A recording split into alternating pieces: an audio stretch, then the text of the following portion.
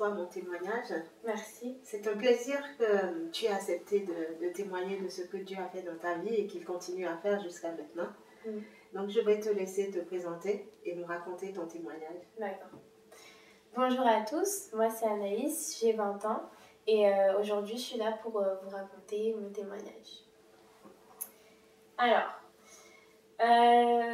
tout d'abord j'ai eu une enfance catholique. Ma famille était catholique, non pratiquante. J'ai été baptisée à l'âge de 4 ans, donc sans le vouloir, sans la volonté et la conscience. Et j'ai fait des cours de catéchisme aussi vers l'âge de 10-11 ans. Et en fait, je croyais en Dieu, je connaissais le nom de Jésus, mais je n'avais pas de relation avec lui en fait. Je connaissais le nom de Jésus, mais je ne connaissais pas Dieu, vraiment. Donc, voilà.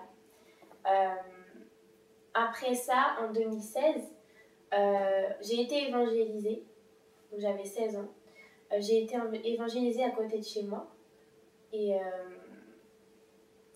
je me rappelle plus du message exact, mais ce que me disait la personne, ça me touchait à l'intérieur de moi. Et il y avait quelque chose qui me disait d'écouter. Et ce qui était surprenant aussi, c'est que c'était des personnes de mon église actuelle, alors que mon église actuelle, elle est assez loin de chez moi, et c'était juste à côté de chez moi. Donc voilà, c'était surprenant et ça m'avait touchée. Et après ça, il y a eu beaucoup de... Après ça, j'ai une amie à moi, que je connaissais depuis longtemps, qui était à l'église, dans cette église justement, et qui me parlait souvent de Dieu. Et un jour, elle m'a invitée dans cette église-là. Donc j'y suis allée, c'était un jour de Pâques. Cette amie, elle habite à côté de chez toi? En fait, elle habitait à un moment à côté de chez moi. Après, elle a déménagé, on a perdu le contact. Mais après, on a repris le contact. Et c'est à ce moment-là qu'elle m'a invitée à l'église. Donc du coup, j'y suis allée. Et c'était un jour de Pâques, donc il y avait un spectacle, c'était la fête, c'était la joie.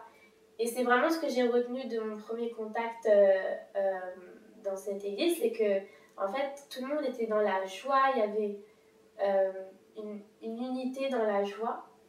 Et ça t'avait touchée? Et ça m'avait touchée, surtout que j'avais jamais rencontré ça. Enfin, étant catholique, j'étais peut-être allée 1 ou 2 fois dans une église, mais pas dans une église évangéliste comme ça, où ça se passait comme ça. Donc c'était un premier contact et c'est ce que j'ai retenu, la joie. Et pas longtemps après, peut-être 1 an après, il me semble que c'était en 2017, j'ai une sœur de l'église qui s'appelle Mais Marie. entre-temps, excuse-moi, entre-temps, tu es retournée à l'église? Non, j'y suis pas retournée. Même si j'avais beaucoup aimé ça, j'avais beaucoup aimé l'ambiance, etc., j'y suis pas retournée. Donc 1 an s'est écoulé. Et j'ai une sœur de l'église qui s'appelle Marie qui m'a appelée un jour. Je la connaissais pas du tout, hein. Je la connaissais vraiment pas. Et elle m'a appelée. J'étais dans le bus, je me rappelle, et elle a commencé à me parler, à s'intéresser à moi. Vraiment comme ça, d'une manière spontanée. Et je me rappelle qu'en fait, ce qui m'avait fait rester dans la discussion avec elle, c'était sa joie et le fait qu'elle respirait l'amour en fait. Et elle avait une énergie, je me disais mais c'est incroyable. Soit elle a reçu une bonne nouvelle, soit je sais pas ce qui s'est passé avant qu'elle m'appelle, mais elle était très énergique, très vraiment dans la joie. Et du coup, il y a quelque chose qui me disait Anaïs, n'écoute pas cette discussion. Écoute, reste et tu verras. Donc du coup, j'ai écouté, voilà, j'ai parlé avec elle. Et à la fin de la discussion, elle m'a invitée à une réunion où on parle de la parole de Dieu. Ça s'appelle, on appelle ça un groupe familial. D'accord. Et en fait, c'est des réunions qui se passent 1 fois dans la semaine. 1 fois dans la semaine, toutes les 2 semaines. Et en fait, ça permet de garder le contact dans la semaine avec la parole de Dieu.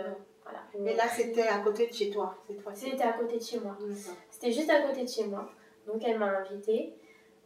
C'était elle qui dirigeait cette réunion. Ok, d'accord. Elle m'a invitée, donc j'ai accepté, puisque voilà, j'ai bien aimé le premier contact avec elle. Et c'est là où tu l'as vue la première fois aussi, Oui. Marie? En fait, je l'avais jamais vue, je la connaissais vraiment pas. Je l'ai juste eue au téléphone, elle m'a invitée. Et puis la première fois qu'on s'est vu, c'était à la première réunion où je suis allée. Et du coup, là c'est pareil, j'ai beaucoup aimé, on m'a très bien accueillie. On m'a vraiment très bien accueillie, comme si j'étais un membre de la famille. Et je me sentais à l'aise dès le début en fait. Et du coup, je me suis mise à l'aise, j'ai écouté ce qui se passait, j'ai regardé, j'ai observé. Au début, j'étais un petit peu en retrait, je parlais pas beaucoup. Mais Dieu faisait quelque chose en moi. D'accord. Donc, j'ai commencé à aller à chaque réunion. Et progressivement, Dieu m'a rapprochée de lui. J'ai commencé à tisser une relation avec Dieu. Et à comprendre qu'en fait, c'était pas juste faire la prière de notre Père, d'apprendre à connaître Dieu. Parce qu'avant, je faisais que ça, en fait. Hein. Je faisais le soir... Notre Père qui est aux cieux, c'est tout ce que je faisais. Ça devenait un rituel en fait. Ah, c'est ça, ça devenait un rituel. C'était même pas. C'était vraiment un rituel, c'était même pas pour faire plaisir à Dieu, c'était juste pour me dire bon, j'ai fait quelque chose quoi. Donc voilà. Et du coup, j'ai été pendant 6 mois à ces réunions-là.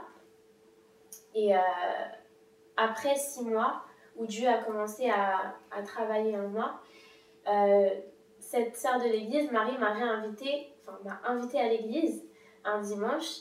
Et ce dimanche-là, c'était un invité qui s'appelle Reinhard Bronk. Wow. C'est un grand évangéliste.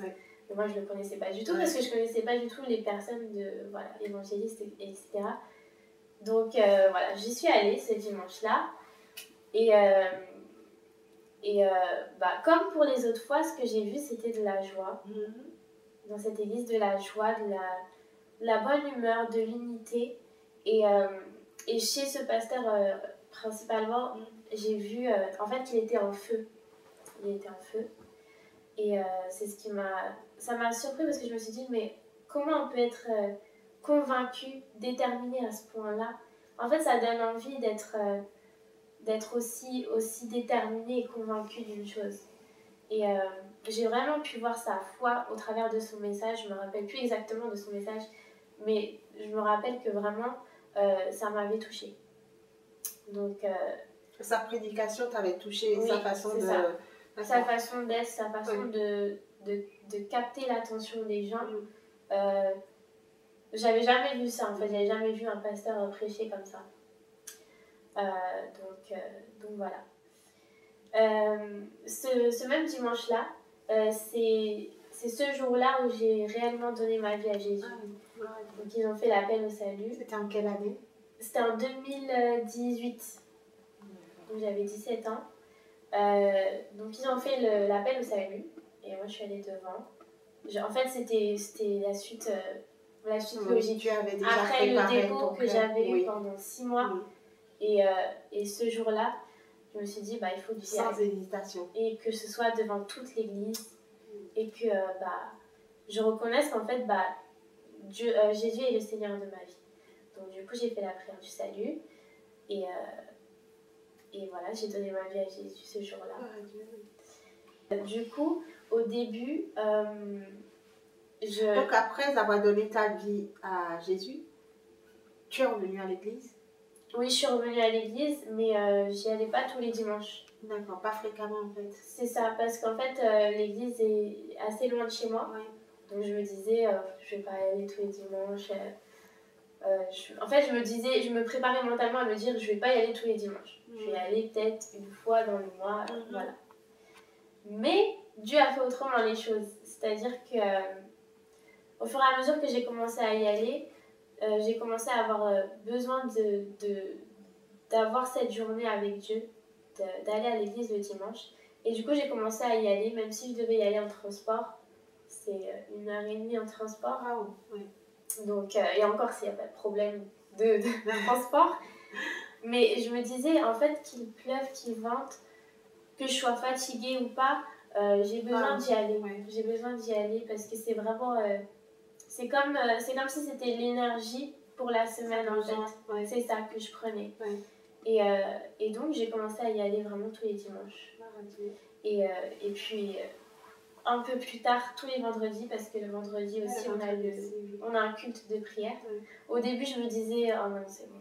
J'y vais déjà le dimanche, je vais pas y aller le vendredi, en plus c'est tard, parce que c'est le vendredi soir. Et la première fois que je suis allée le vendredi, je me suis dit, waouh, en fait c'est totalement différent, c'est vraiment un autre contact. Oui. Le dimanche, c'est vraiment contact avec la parole de Dieu, alors que le vendredi, c'est comme si tu pouvais déposer tout ce qui s'était passé dans la semaine et vraiment, comment expliquer, te concentrer sur Dieu lui-même. Et du coup, j'ai commencé à aller le vendredi et le dimanche. Donc, ça m'a beaucoup aidé à garder le contact avec Dieu, surtout qu'en fait, dans mon entourage, j'ai personne qui est à l'église ou autre. Oui. En fait, j'étais qu'avec des personnes au lycée, des personnes du monde, etc. Donc, c'était compliqué parfois de garder la nature que Dieu était en train de déposer en moi, en fait. Et du coup, le vendredi, les réunions de GF, le dimanche, c'est ce qui m'aidait à garder ce lien. Et du coup, Dieu a fait un travail progressif en moi. Et il a travaillé certaines choses en moi, comme par exemple la confiance en moi. Avant, j'avais pas du tout, mais vraiment pas du tout confiance en moi. Et Dieu a aussi travaillé, on dirait pas, hein, mais avant je parlais très mal. Dire des mots vulgaires, par-ci, par-là, pas devant ma famille, hein, juste avec mes amis, etc. Mais avant, je parlais vraiment très mal. Et Dieu, progressivement, m'a appris à mieux parler et à changer de vocabulaire et à être plus sage dans mes paroles. Oui. Et vraiment, je parlais très mal, on dirait pas. Hein. Ah oui. Donc, même avec mes amis, etc. Mais voilà. Et franchement, aujourd'hui, c'est limite si je supporte être à côté des personnes qui parlent mal. Genre, j'entends un mot, ça me... Voilà, j'arrive pas, ça me gêne vraiment. Ouais.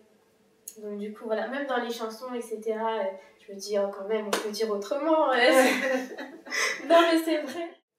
Du coup, Dieu m'a tiré aussi de la perversion de ce monde. Parce que de nos jours, tout est sexualisé. Et c'est très difficile de pas côtoyer tout ce qui est perversion, etc. Et surtout, les jeunes de nos jours, ils sont beaucoup confrontés à tout ça. Et je rends gloire à Dieu qui m'ait tiré de là avant que ce soit vraiment pire. Et du coup, voilà. Il a vraiment fait un travail progressif en moi sur certaines choses. C'est vraiment des petits détails, mais c'est ça qui font le tout que je deviens aujourd'hui. Voilà. Il m'a aussi tiré de...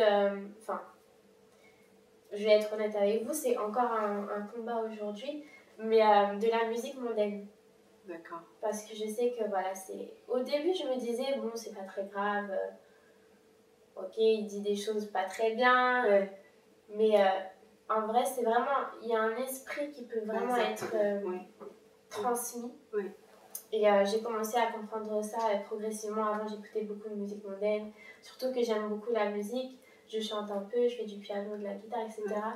Et j'ai même fait, quand j'étais dans le monde, j'ai même fait des castings de Voice, etc. Et j'ai eu des opportunités. J'aurais très bien pu tomber dans de mauvaises mains et avoir une mauvaise carrière musicale, etc. Et je me dis franchement, gloire à Dieu que le Seigneur m'a pris jeune. Parce que quand on est jeune, on se dit « Ah, je pourrais être comme Beyoncé. Ah, je pourrais être comme... » Et du coup, vraiment, je rends gloire à Dieu pour ça. Parce que ça aurait vraiment pu être quelque chose qui m'aurait intéressée dans le monde. Et là, à l'heure d'aujourd'hui, j'ai un groupe de musique avec des amis de l'église. Et je ne me vois pas en fait faire de la musique autre que pour la gloire de Dieu. Genre ça, pour moi, c'est hors de question. Donc voilà, il m'a tiré de plusieurs choses. Et voilà. Et autour de toi, avec tes amis, tu arrives à faire la différence quand ils te parlent, dans le cadre mondain, avec des gros mots, avec ils t'attirent à te partager de la musique mondaine. Comment tu arrives à dire, à arrêter ou à dire non? En fait, comme j'ai dit avant, j'avais pas très confiance en moi. Oui. Mais Dieu a commencé à me rendre plus affirmée, même dans ce que je pense. Et du coup, en fait, il a changé ma nature. Et à partir de ce moment-là, j'ai commencé... par exemple, quand on me disait, oui, je me rappelle, il n'y a pas très longtemps, on m'a demandé de signer pour une personne qui était absente dans un cours. Ouais. Je lui ai dit, non. T'es pas là, je vais pas signer pour toi. Je vais pas mentir. Et moi, aller signer pour toi, ouais. T'es pas là. Ouais. Et en fait, je suis confrontée à plusieurs choses comme ça au quotidien parce que je fréquente pas, enfin, dans mon quotidien, oui. Je fréquente pas forcément que des personnes, des frères et sœurs. Oui. Et je trouve ça justement plutôt bien parce que ça me forge dans mon caractère. Mmh. Et j'apprends de plus en plus à dire, même si ça ne plaît pas aux autres, c'est comme ça que je suis, c'est comme ça que Dieu veut que je sois. Donc voilà, je serai comme ça. Et voilà, ça m'aide vraiment à forger mon caractère. Donc, du coup, le 2 juin 2018, je me suis baptisée, mais cette fois-ci avec pleine conscience. Oui. Donc c'était vraiment quelque chose que j'avais à cœur. C'était la suite logique des choses. C'était une décision personnelle. C'est ça, c'était une décision personnelle. C'était le 2 juin 2019, pardon, je me suis trompée. C'était une décision personnelle et en pleine conscience. Et je me rappelle, il y a même ma mère qui est venue, une cousine, mon père, etc. Et j'étais vraiment fière. Et pour moi, c'était vraiment la suite logique. Oui. En fait, c'était... je ne pouvais pas passer outre. Oui. Et du coup, depuis ce jour-là, je me suis vraiment enracinée à l'église. J'ai fait les différents cours spirituels, etc. Et aujourd'hui, je suis leader de louange. Je sers à la super église, enfin l'église des enfants, dans la classe des 3-4 ans. Super, oui. Et je suis leader moi-même de groupe familial. Donc voilà. Et je sais que Dieu, si je sais être humble, si je sais le servir correctement, je sais que Dieu va continuer à faire quelque chose avec ma vie. Et voilà, franchement, gloire à Dieu. Et gloire à Dieu, vraiment. Je suis contente. Maintenant, je sais d'où je viens et où je vais. C'est-à-dire que en fait, Dieu a vraiment donné un sens à ma vie. Et franchement, je rends gloire à Dieu qui m'a, on va dire, entre guillemets, péché du monde avant que je fasse certaines choses que j'aurais vraiment regrettées, même si voilà, Dieu enlève toute culpabilité, etc. Oui. Mais Dieu est un Dieu de timing. C'est ça. Oui. Et je pense que c'était vraiment au bon moment. Et je sais maintenant mon identité, je sais ce que j'ai à faire, je sais pourquoi je suis sur cette terre. Et j'ai vraiment envie de faire la volonté de Dieu. Et même auprès des jeunes, etc. Comme je vous ai dit, j'ai un groupe de louanges avec des jeunes de l'église. Et je pense que c'est vraiment... En fait, j'ai envie qu'il y ait une nouvelle génération. C'est ça. Une nouvelle génération qui a un réveil. Et je pense que vraiment Dieu a quelque chose à faire dans nos vies, à nous les jeunes, et même à tout le monde en fait. Et je pense que c'est très important qu'on se recentre sur la présence de Dieu. Et en fait, la conclusion de tout ça, c'est que tout au long de ma vie, vraiment Dieu m'a attirée à lui. Il m'a vraiment attirée à lui. En fait, c'est comme s'il était présent. En fait, il a toujours été présent. Mais c'est juste moi qui ne voulais pas, en fait, au début. Et au fur et à mesure, il a conquis mon cœur. Et il m'a fait des appels de phare par-ci, par-là, à ce moment-là, à ce moment-là, à ce moment-là. Et c'est ce qui a fait que j'ai vu la lumière. Amen. Et du coup, voilà, je rends gloire à Dieu pour ça. Et il y a un verset d'ailleurs... où Jésus dit, c'est en Jean 6, 44, donc je vous le dis à vous, Jésus dit lui-même, « Nul ne peut venir à moi si le Père qui m'a envoyé ne l'attire, et je le ressusciterai au dernier jour. » Amen. Et du coup, Dieu m'a attirée. Aujourd'hui, je suis en paix parce que je sais que j'ai le salut et je sais où j'irai. Et Et voilà, je rends gloire à Dieu. Et je veux exhorter toutes les personnes qui peut-être dans votre vie, vous vivez des choses ou autres, et vous sentez que à l'intérieur de votre cœur ou même extérieurement, Dieu veut vous attirer, veut vous parler. Ne refusez pas cet attrait que Dieu essaye de mettre en vous, et vraiment ne résistez pas à Dieu, parce que c'est la meilleure chose qui puisse vous arriver dans votre vie. Donc acceptez Jésus dans votre cœur et vous verrez que votre vie va changer. Amen. Amen. Voilà. Merci Anaïs. Mais de rien. Merci pour ce beau témoignage. De rien. Gloire à Dieu pour ce qu'il a fait pour toi et ce qu'il continue à faire. Yes. Et merci d'être venu. Amen. Amen. Merci.